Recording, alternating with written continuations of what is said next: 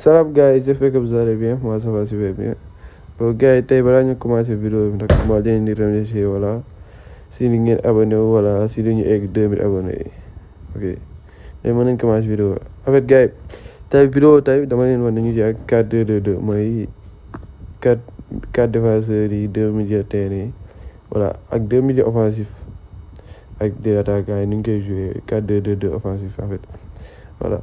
en fait classement bii nii mooy classement boo xamante ni voilà temps yi dama seetlu ne pro yi voilà mooy boo xoolee classement mondial top mondial gars yi moom la ñuy utiliser te après dama jël essayer ko xool ma xam lu tax ñu koy utiliser ak lan mooy point fort classement en fait point fort classement bi du leen lu dul milieu offensif yi instant bi comme milieu offensif bi mën naa wax ni ñoom si jeu bi ñoom ñooy yóbbu bal yi ñooy indi contre attaque yi surtout boo yoree bal ñoom dañuy dem si aile bi dañuy étirer défenseur beneen équipe bi et tout voilà bu ñu ko passé mën a passe attaquant surtout tamit benn conseil bu grave boo xam ne dama leen koy jox mooy milieu offensif yi boo leen di teg da ngay teg ñoo xamante ne dinañ mën a wàcc défendre mais surtout offensivement di leen mën a dugal comme Bellingham bi ngeen gis ni ku xam Bellingham xam ne moom voilà déjà comme Real des fois dafay jouer faux neuf voilà day dugal ay buts et tout.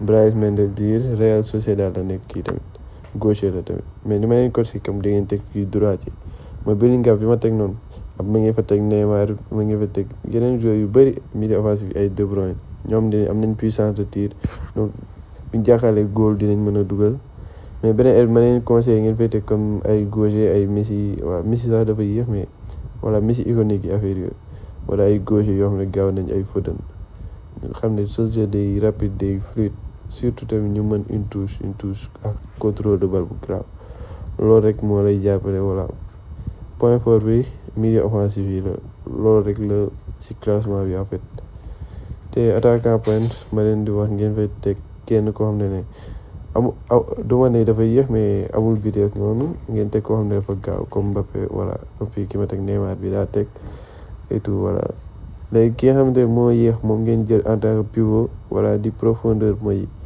keneen ki wala di profondeur milieu terrain bu ñu yéegee ñoom comme genre 4 attaquants lay mel des fois offensivement day mel 4 attaquants lay mel te des fois défenseurs yi duñ mën a marqué ñooñ parce que loolu bokkul seen comme genre kenn dugal ko seen bopp wala comme jeu bi adapté wul si loolu d'habitude défenseurs yi comme ñoom ñii lañu marqué excentré yi pointé yi tout mais milieu offensif bu ñu yéegi tak day créer benn désordre foofu moo tax dañuy am avantage bu grave surtout bu ñu mënee dugal voilà gars yi vidéo bi jeex na ma lay wax ngeen like ngeen abonné wu surtout ngeen partagé te ngeen di seetaan vidéo yi voilà ba muy jeex tàggee tout mais aussi naa leen bàyyi benn bonus voilà quelques actions yoo xam ne bi récapitulé mooy voilà li ma leen expliqué nii yëpp jaajëf.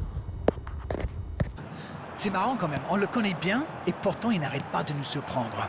Voilà un garçon qui sait clairement gérer la pression, et en club et en sélection. Oui, je suis d'accord, c'est sans doute un... Ça peut être dangereux.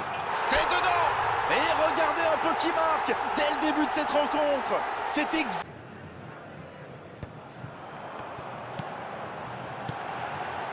Oh, ça peut être bon. une occasion. Oh, la frappe. Et ça va au fond. Il se savait attendu, il répond présent dès les premières minutes.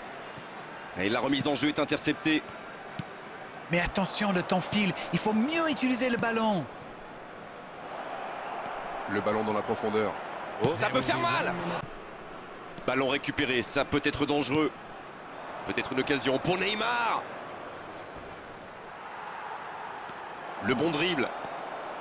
Le centre d'Hernandez. Allez, de la tête. Au but pour Santos. Bien sûr, c'est l'un des meilleurs joueurs de sa génération et même de l'histoire. Où qu'il joue, les projecteurs se braquent sur lui pour ne pas manquer une miette de son show. Le coup de tête.